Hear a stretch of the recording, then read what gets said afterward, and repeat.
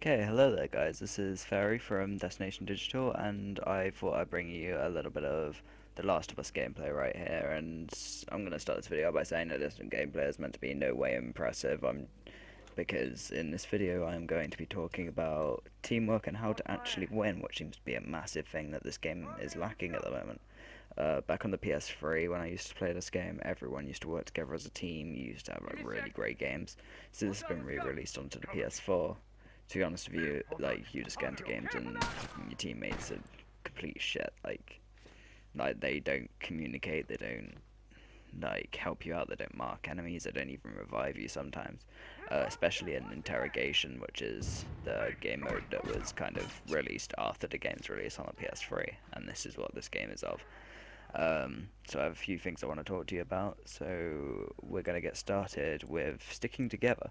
So like it should, like when you've only got four people on a team, sometimes less, like is in this game. I think there's three people on our team throughout the entire game.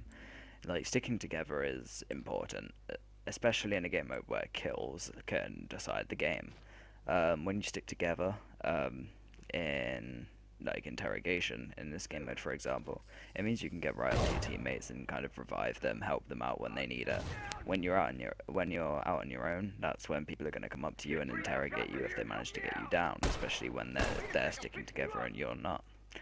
Um, Another thing I'd like to talk about is reviving. This goes with sticking together. Like when you see a teammate go down, always try and revive them, especially in situations like is being shown on the screen at the moment. I say this because when there is a lot of enemies about and there's like maybe your entire team's there, when one person's down, they not only risk actually giving the enemy team an interrogation slash like an execution or whatever, it also means there's not that many of you there. So just grab some cover, get your teammate up. It only takes a couple of seconds, and then you've got that extra firepower to go ahead and take them out, which is a game decider in a game with such low score lines as The Last of Us. Uh, oh, and another thing that I just thought of right now. This annoys me when you get into a game and half of your teammates just like they're just like sprinting around and just kind of like exposing the position a lot. Like a lot of people don't think about it, but sprinting does reveal your location in this game. A lot of people use headsets. It means you're easier to see on the listen view when you know press down R1 and you can hear people. I mean, if you're crouching, the detection range is actually lower. When you're sprinting about, people can see you from like almost halfway across the map at sometimes. So try not to do that, unless you obviously need to get away from enemies or so on. Marking enemies. This is like so simple, right? R3. It's what happens when you click down the right analog stick. Right, you don't even have to take your finger off of a button to do so. You can do it whilst you're shooting an enemy. Whenever you get the chance, mark your enemies. It tells the rest of your teammates, even if you haven't got a mic, where their enemies are and where they should be wary. Okay, so just mark your enemies and you shouldn't have a problem. Your teammates will know where they are. See, right here on the gameplay, I marked him. I marked him as soon as I started shooting, meaning the rest of my teammates knew there was he was behind them, meaning they could jump over that counter, get to cover, and start returning fire. Alright, simple as that, even though we still do lose this game. This goes along with marking the perks you use in the game. This helps out a lot with teamwork as well as the amount of supplies and parts you get throughout the game. My friend Tim, who I'm playing with here, you'll see him in the video a lot. He's using a marking ability which basically allows him to mark an enemy and you actually see the silhouette of the enemy through cover. See, this is useful. I'm not entirely sure what the perk's called. I really should have checked, to be honest. But this is useful because you can tell whether they're taking cover, if they're like reviving their teammates. You can see when they're like most exposed to go in for the attack. Obviously, marking's still useful, but this is useful if you've got some free slots there and you want to make a team, like a team support class. Go for it. Another perk, I always use this, and it almost guarantees that you can actually get the supplies needed for your crew, not for your crew, for your survivor group, even if you lose the game.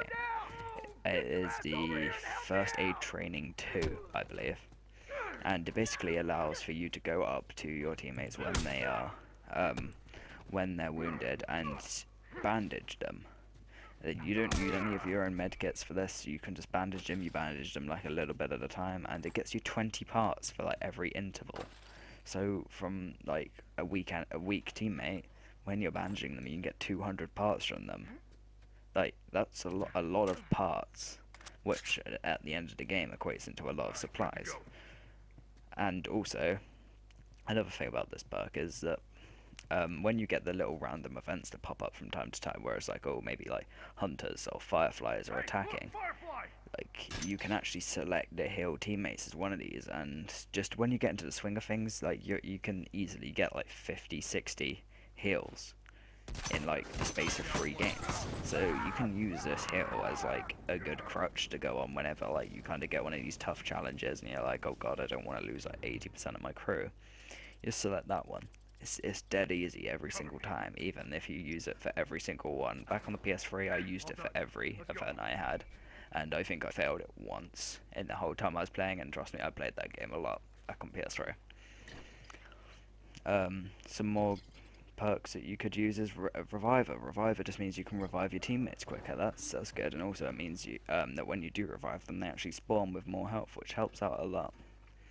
Anyway, going on to the next thing, which is know the objective. I see a lot of people going into interrogation, especially interrogation is my favourite game mode, guys. But when people go into interrogation and they down enemies, right, when you down an enemy, the idea is you run up to them, you hit triangle, and you begin to interrogate them. The amount of people I see in this game who just shoot people once they get them down because they want to get those parts instead of letting the teammates win. Like the amount of times you will be going up to someone to interrogate them, and someone will just shoot them because they want the points. Like, don't do that. Don't be that guy, because your team wants to win. If you win, you're going to get more parts anyway. So why not help them out? Stop shooting the enemies when you could be interrogating them. It's fucking stupid. Okay, just don't do it. And also go ahead and know in your objective. It applies in every game. Just play the objective, and you'll win.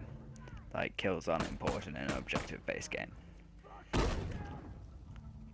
So, kills. That ties in with the last one, right? Killing people is not priority in almost any game mode in The Last of Us, or actually 2 of them is actually the objective. So, for most of the game modes in The Last of Us, kills are important, but for this one, it's not, okay? So, again, it goes with know your objective. Those kills aren't important all the time. Like, they can be, but just don't do it if they don't, like, don't just aim for kills. Like, play the objective, just do it right, and you'll almost guarantee to win every time. So, prioritize. You see this a lot in this game mode. Sometimes, maybe, like, a teammate will be down, and you could and then there'll be, say your teammate's down, and then there's an enemy down right next to him. You'll see this a lot. Right, where people might just interrogate the guy next to you as opposed to reviving you. See, this is okay depending on the situation. Like in the situation you see on the screen right now, we're losing, and we're losing really, really hard. So, if I had the opportunity to either revive or interrogate, I would go for the interrogate, because that interrogate will bring us one step closer to winning. And although I might get killed in the process, I'm not going to get interrogated for it. So as long as I get that one interrogate, then I've helped out a lot, right? So just kind of prioritize what you're doing. Always try and stick with your team, and it'll just make this whole situation a lot easier. And then the last one is just stay low. Like, wait, no. I've already gone over this one. Communication. Communicate with your teammates as much as you can. Trust me. Have a mic. Even if the other people in the game do not have a mic, put your mic in, or maybe chat with some people in a party and play the game. Like in this example, me and Tim were in a party. We were just communicating amongst ourselves. It didn't work out too well in this game, but just 2 people communicating can be a massive game changer. If you're not in a party, go into game chat. If no one has mics in a game chat, fucking shout at them. They can hear you through their TVs. So just tell them what to do. Like, tell them what they're doing wrong. Tell them, oh, can you come revive me, please? Can you go for the safe? Can, like, interrogate that guy, etc. Like, people will do it. Like, you will be surprised. Like, communication doesn't have to be 2 ways. It's obviously better if it is, but any kind of communication you can get in there is good, and that's what marking goes for as well. Well, marking is a way of communicating even if you don't have a mic. So that's about it, to be honest. Just, I mean, I don't really know what there is to say. Just play the objective, and yeah, have fun during the game. But like, it's really frustrating when people like when you're in a game and people aren't actually playing the objective. Oh, by the way, guys, what's happening on the screen right now? That's a perfect example of me prioritizing what I should be doing. I could have revived Tim, but I went straight for the interrogation, which therefore found their lockbox. Yeah, that's about. But other than that, that's it, guys. Just I hope these tips help you, and I don't know. I mean, it helps even if you don't win the game. Like at the end of this, you won't see because I'm going to cut the video off short. But I was one supply off of getting my required supplies, and we lost hard this game. Like we didn't even do well. But helping out your team and just playing the objective means that even when you lose games, your survivors can survive, and that's what's important in this game. It's not about winning or losing, it's about getting the supplies needed to help your camp, and that's it. So anyway, guys, sorry I went off on a bit of a rant on this one, but this is one of the reasons I don't really play The Last of Us multiplayer anymore. It's a shame, really, because it's really well made and it's really well done, but like the PS4 population, it just isn't good in The Last of Us. It's nothing like how it used to be on the PS3. I believe that's probably just because the game's got a lot of hype now, so everyone's buying it as opposed to just kind of like fans of Naughty Dog or like fans of the genre. But yeah, like I said, hope I helped you guys. Thank you for watching. If you'd like to, thumbs the video, give it a like, give it a dislike if you didn't like it. Leave a comment, and constructive criticism is always welcome if you didn't like what you see. And if you do like what you see, why don't you hit that subscribe button, because we are nearly at 10 subscribers, and that doesn't sound like much, but guys, it's taken us a while, and it'd be absolutely great if you could. So thank you, I'm Fairy, this has been Destination Digital, and I hope I helped. Goodbye.